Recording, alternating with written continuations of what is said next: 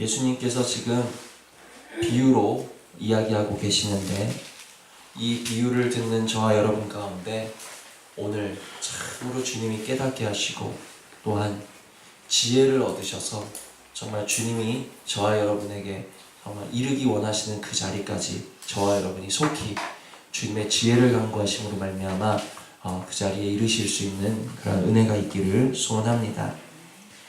주님께서는 지금 한 천국 잔치에 대해서 비유로 말씀하고 계시는데, 모든 것이 준비된 잔치가 열렸다라는 것입니다. 모든 것이 준비되었어요.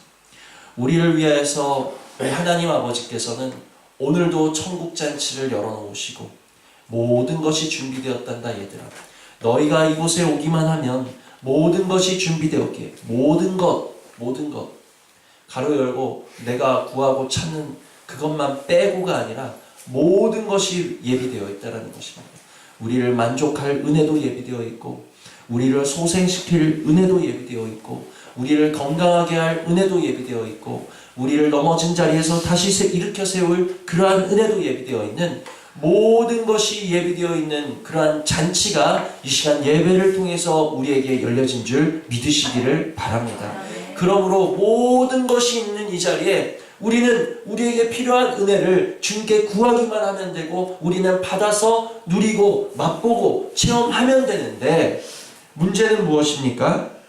하나님 편에서는 모든 것을 준비하시고, 그러므로 너희들이 정말 기쁨으로 내게 나오기를 원한다, 내게 돌아오기를 원한다, 내게 더 가까이 오기를 원한다. 하나님께서는 그것을 원하시고 우리를 기다리시는데, 하나님 편에서는 문제가 없어요. 모든 것을 준비해 놓고 계시기 때문에 하나님 편에서 문제가 없는데, 문제는 무엇입니까?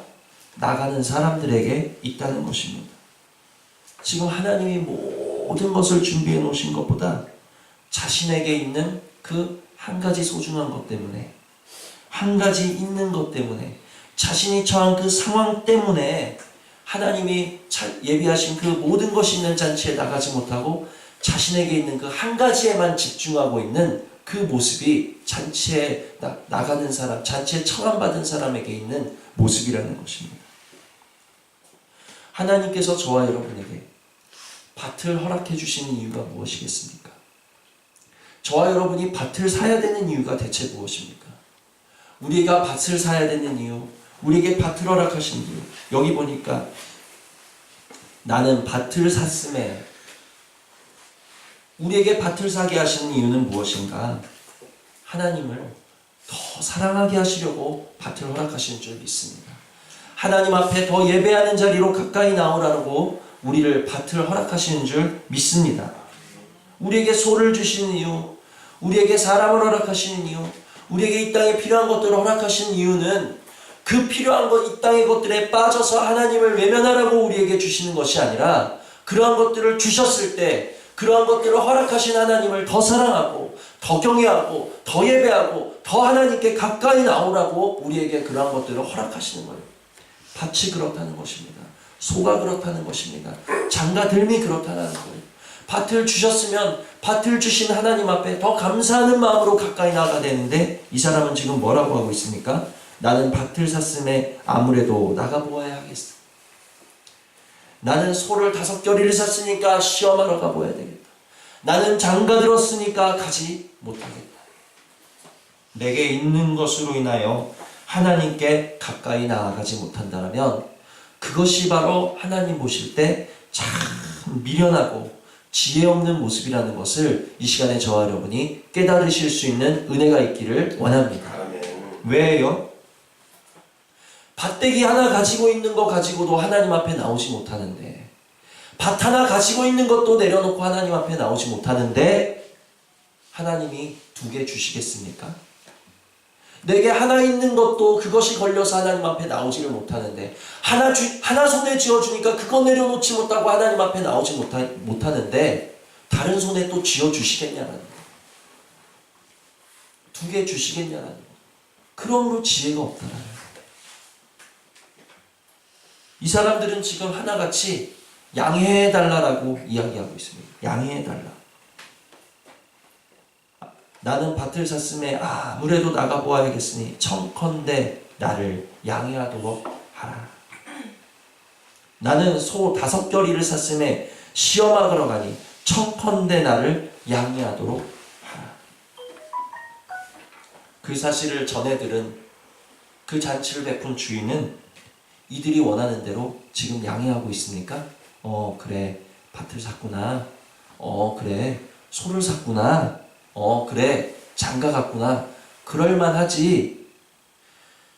어디 주인이 지금 뭐라고 하고 있습니까? 21절 보시면 종이 돌아와 주인에게 그대로 고하니 양해하도록 해달라고 하던데요.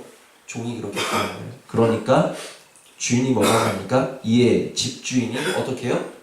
노하여 양해하지 않는다라는 거. 우리는 괜찮겠지. 나 밭 나가보는 거 괜찮겠지. 내가 소를 샀으니까 괜찮겠지. 내가 장가를 갔으니까 괜찮겠지. 그건 우리 생각이죠. 하나님 편에서는 전혀 괜찮지 않다라는 것을 우리 마음에 새기시는 그러한 은혜가 있기를 원합니다. 하나님이 괜찮지 않다 하시는데, 하나님이 노한다 하시는데, 양해를 바라는 것은 우리 생각이고 괜찮겠지 하는 것은 우리 마음이라는 거예요. 주님, 주인이 노한다라는 것을 내 마음에 새겨 주시옵소서. 우리는 성령이 하나 되게 하신 것을 힘써서 지키셔야 되는 것처럼 성령께서 지금 우리를 부르시고 또 우리를 두신 그 자리를 힘써 지키셔야 되는 그러한 책임이 있다라는 것을 기억하시기를 바랍니다. 힘써 지킨다는 것이 무엇입니까? 내가 밭으로 나가봐야 되니 나를 양해하소서, 그것이 아니라 내가 이 시간 천국 잔치에 나가봐야 되니 밭에 나가지 못하는 것을 좀 양해해달라. 바뀌셔야 된다라는 거예요. 어떻게 밭에 나간다라고 천국 잔치 가는 것을 양해해달라고 할 수 있겠습니까? 밭이 큽니까? 천국 잔치가 큽니까? 그것은 우리의 믿음에 달려있다라는 것입니다. 우리의 믿음의 눈이 밭을 더 크게 보기 때문에 천국 잔치를 소홀히 하는 것이지, 우리의 믿음이 천국 잔치를 더 크게 본다면 밭에 나가는 것을 양해해달라고 하는 것이 옳다라는 거예요. 나는 무엇을 더 크게 보고 있는가? 천국 잔치를 더 크게 보고 있는가? 아니면 밭을 더 크게 보고 있는가? 천국 잔치를 더 크게 보고 있는가? 아니면 오늘 산 소를 시험하는 것을 크게 보고 있는가? 우리 자신을 돌아보실 수 있는 은혜가 있기를 원합니다. 그리고 우리는 바뀌셔야 돼요. 내가 천국 잔치에 나가보아야 되겠으니 내가 밭에 나가지 못하는 것을 양해해달라. 내가 천국 잔치에 먼저 나가야 되겠으니 오늘 산 소를 시험하지 못하는 것을 양해해달라. 정말 우리의 고백이 변하실 수 있는 은혜가 있기를 소원합니다. 결국 이 잔치를 베푸는 주인 하나님께서는 이 청함을 거절한 사람들 대신에 다른 이들을 부르고 계신다라는, 우리가 우리 두신 자리를 힘써 지키지 못한다라고, 우리가 여전히 이러한 말씀을 들려주심에도 불구하고 우리가 밭으로 나가고 소를 시험하러 가고 사람의 일에 빠져 있다라면 우리의 자리는 어느샌가 다른 누군가로 대치될 수 있다는 것을, 우리의 구원이 바뀌어질 수 있다는 것을 우리는 두렵게 생각하셔야 된다는 것입니다. 우리의 자리를, 그러므로 이 은혜의 자리를, 모든 것이 예비된 이 자리를 귀히 여기실 수 있는 은혜가 저와 여러분에게 있기를 주님의 이름으로 축원을 드립니다. 그런데 다른 이들을 부르시는데 누구를 부르고 계십니까? 21절 보니까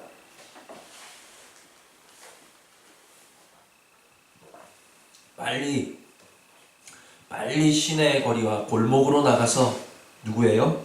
가난한 자들, 몸 불편한 자들, 맹인들, 저는 자들을 데려오라 하니라. 천국잔치에 나온 사람들이 하나같이 어떤 사람들입니까? 부족한 사람들. 하나같이 부족한 사람들. 반대로 천국잔치에 나오지 못한 사람들은 누구인가? 내가 있다라고 여기는 사람들. 나는 밭이 있어. 나는 소가 있어. 나는 사람이 있어.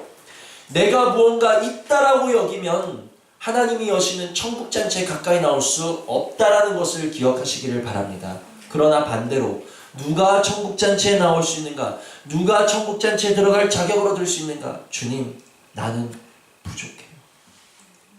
가난한 자, 주여 오늘 주님의 은혜에 줄이고 목이 마릅니다.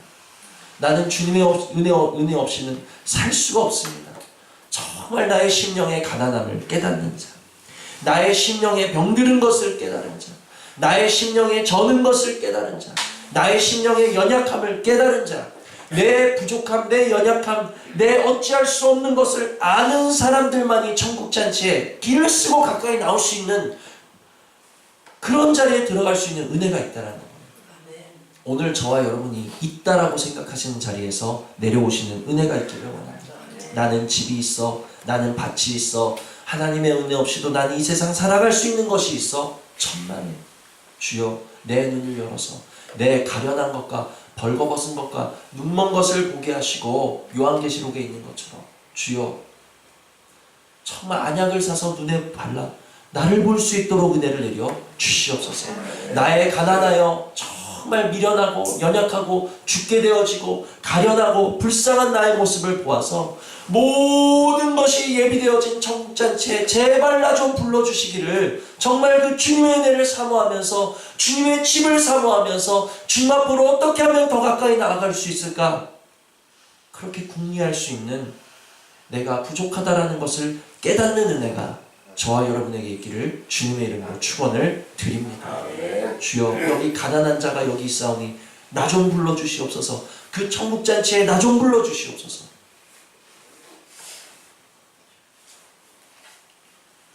더욱 지혜로운 것은 무엇인 줄 아십니까? 오늘 제가 말씀 서두에 주님께서 말씀하신 이 비유를 통해서 우리에게 지혜가 있었으면 좋겠다라고 말씀을 드렸는데, 지혜라는 것은 무엇인가? 내가 없는 것을 깨달아서 없다고 하는 것도 지혜이지만, 그보다 더 지혜인 것은 내 삶에 하나님이 밭을 주셨을 때, 소를 주셨을 때, 사람을 주셨을 때조차도 나는 주님 앞에서 없습니다 하는 것이 바로 지혜인 줄 깨달으시기를 바랍니다. 없어서 없는 게 아니라 여러분, 내게 많은 것을 주셨음에도 불구하고 나는 주님의 은혜가 부족합니다. 나는 주님이 필요합니다. 마치 없는 것처럼. 얼마나 지혜로운 모습입니까? 저와 여러분이 그러한 자리에 들어가실 수 있는 은혜가 있기를 원합니다. 하나님이 저와 여러분을 너무너무 사랑하셔서 나는 너를 꼭 불러야 되겠어. 근데 너는 지금 있다고 하니까 네 있는 것을 내가 빼앗아 가야 되겠다. 그러한 자리에 들어가시는 것이 아니라, 정말 하나님이 우리를 너무너무 사랑하셔서 밭이 있는데도 네가 나한테 가까이 나오네? 그럼 하나님이 그 사람한테 소 안 주시겠냐라는 거예요. 이게 지혜라는 것을 깨달으시는 은혜가 있기를 원합니다. 밭 하나 있다고 그 밭에 나가보느라고 하나님 앞에 나가지 않는다라면 하나님이 그 사람 불러야 되겠으면 어떻게 하시겠습니까? 그 밭을 빼앗아 가시겠죠. 가난한 자 만드시겠죠. 그래야 나올 수 있으니까. 이해가 되십니까? 그러나 내게 밭이 있어도 가난한 자처럼 하나님 앞에 가까이 나간다라고, 하나님께 더 가까이 나가서 나를 좀 도와주시고 내게 은혜 주시고 내게 축복 주시고 주여 내게 복 주시고 성령 충만 주시고, 내게 있어도 없는 것처럼 하나님께 가까이 나가서 주세요 주세요 주세요 구하는 사람에게는 하나님이 좋은 것으로 주지 않으시겠냐라는 거예요. 있어도 없는 것처럼 정말 모든 것이 구비된 천국잔치의 자리에 날마다 사모함으로 간절함으로 기대함으로 소망함으로 오늘은 내가 무엇을 얻을 수 있을까? 정말 가까이 주님 앞으로 더 가까이 나오실 수 있는 그러한 은혜가 저와 여러분에게 있기를 주님의 이름으로 축원을 드립니다. 밭을 가졌으면 소도 가져야죠. 소도 가졌으면 이제 사람들도 거느려야죠. 우리에게 그러한 은혜가 있으셔서 그것이 바로 영권과 인권과 물권이 충만한 교회의 모습인 줄 믿습니다. 소 좀 주셨다고 소 보느라 못 나와서 소 다 뺏기고 나오는 것이 아니라, 밭 좀 주셨다고 밭 보느라 밭 다 뺏기고 하나님 앞에 울면서 나오는 게 아니라, 정말 내게 많은 것을 주셨을지라도 내가 정말 하나님의 은혜 없이는 살아갈 수 없는 사람의 모양을 하고 하나님 앞에 이르를 때 하나님 우리에게 내가 너 정말 너는 내가 복 주지 않고는 견딜 수가 없구나, 하나님이 채워주시는 이제 은혜의 역사가 우리 행복한 교회, 정말 모든 성도들의 삶에 보여지는 그러한 은혜가 있기를 주님의 이름으로 축원을 드립니다.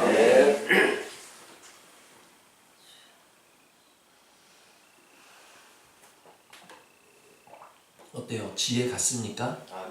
정말 지혜로운 모습이겠죠? 우리가 연단을 받을 때 정말 그 연단을 생각 없이 그 시간을 받는 것이 아니라 왜 하나님이 내게 이 문제를 허락하셨을까? 왜 풍랑을 내 삶에 일으키셨을까? 풍랑을 일으키신 이유가 풍랑을 없애게 하시려고 일으키신 거면 남는 게 아무것도 없잖아요. 그렇죠?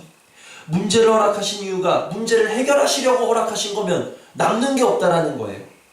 풍랑을 허락하신 이유는 그 풍랑 속에 살아계신 주님을 만나게 하시려고. 문제를 허락하신 이유는 문제 속에서 그 모든 것 다스리고 주관하시는 삶의 주관자 되시는 하나님 만나게 하시려고 우리는 그것을 깨달으셔야 된다는 것입니다. 우리 마태복음을 보십니다. 마태복음 7장 한 장 더 보시고 말씀을 맺도록 하겠습니다.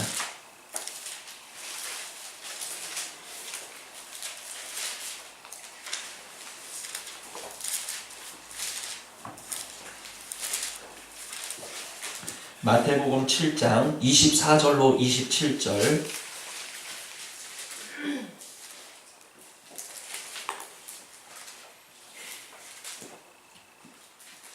마태복음 7장 24절로 27절 다 같이 읽습니다. 시작. 그러므로 누구든지 나의 이 말을 듣고 행하는 자는 그 집을 반석 위에 지은 지혜로운 사람 같으리니 비가 내리고 창수가 나고 바람이 불어 그 집에 부딪히되 무너지지 아니하나니 이는 주추를 반석 위에 놓은 까닭이요 나의 말을 듣고 행하지 아니하는 자는 그 집을 모래 위에 지은 어리석은 사람 같으리니 비가 내리고 창수가 나고 바람이 불어 그 집에 부딪히매 무너져 그 무너짐이 심하리라. 아멘. 우리가 잘 아시다시피 반석 위에 세운 집과 또 어디에 세웠습니까? 모래 위에 세운 집이 나온다라는 거예요. 당연하겠지만 100이면 100사람 어디 위에 집을 짓고 싶으십니까? 하면 다 어디에 집을 짓겠다라고 말합니까? 반석 위에 짓겠다라고 말을 하겠죠. 여러분들은 어떠십니까? 반석 위에 짓고 싶으십니까? 모래 위에 짓고 싶으십니까?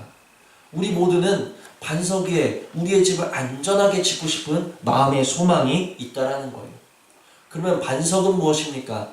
반석은 바로 살아계신 예수 그리스도요. 또한 반석은 믿음인 줄 믿으시기를 바랍니다. 깨달으셔야 된다는 거예요. 우리들이 지어야 될 반석은 이 세상의 것들이 아니라는 것입니다. 반석은 사람이 아니에요. 반석은 물질이 아니에요. 반석은 이 세상에 보이는 것들이 아니라 반석은 오직 예수 그리스도요. 반석은 오직 말씀이요. 반석은 오직 믿음인 줄 깨달으시는 은혜가 있기를 원합니다. 아멘. 우리 삶이 이러한 반석 위에 지어져야지만이 어때요? 흔들림이 없다라는 거예요. 삶에서 바람을 피할 수 없습니다. 비바람을 피할 수 없습니다. 때로 살아가다 보면 예기치 못한 홍수가 우리를 덮을 때도 있다라는 거예요. 그럴 때 반석 위에 집을 지은 사람은 이게 무슨 뜻인가? 믿음 위에 그 삶을 세운 사람, 말씀 위에 그 삶을 세운 사람, 예수 그리스도의 생명 위에 그 삶을 세운 사람은 흔들림이 없다라는 것을 믿으시기를 바랍니다. 이 말씀은 무엇인가?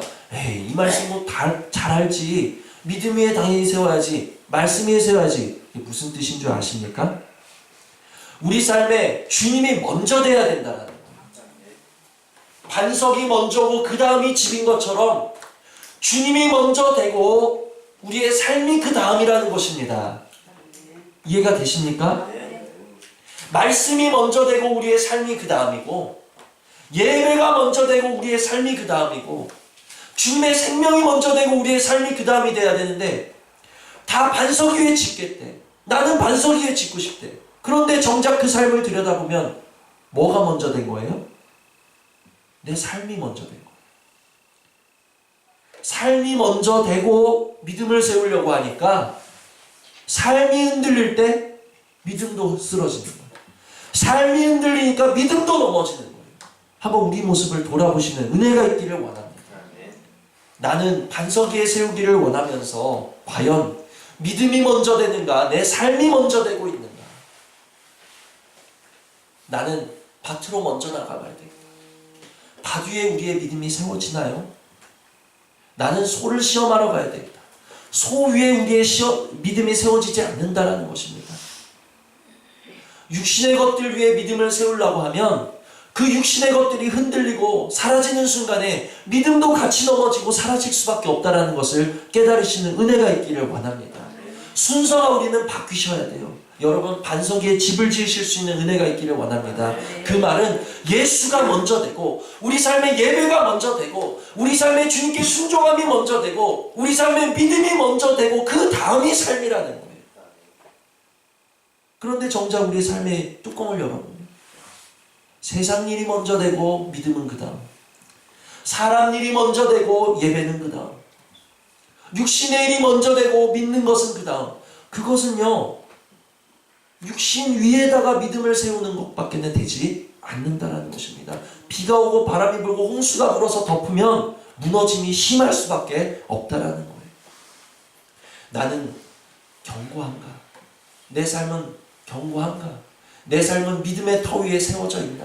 나는 정말 반석 위에 집을 세웠나? 믿음 위에 집을 세웠나? 말씀 위에 집을 세웠나? 예수가 내 삶에 가장 먼저 되고 예배가 내 삶에 가장 먼저 되고 말씀이 내 삶에 가장 먼저 되고 주님을 사랑함이 내 삶에 가장 먼저 되고 그 다음에 내 삶이 세워지고 있는지 우리의 모습을 점검하시고 돌아보실 수 있는 은혜가 있기를 원합니다.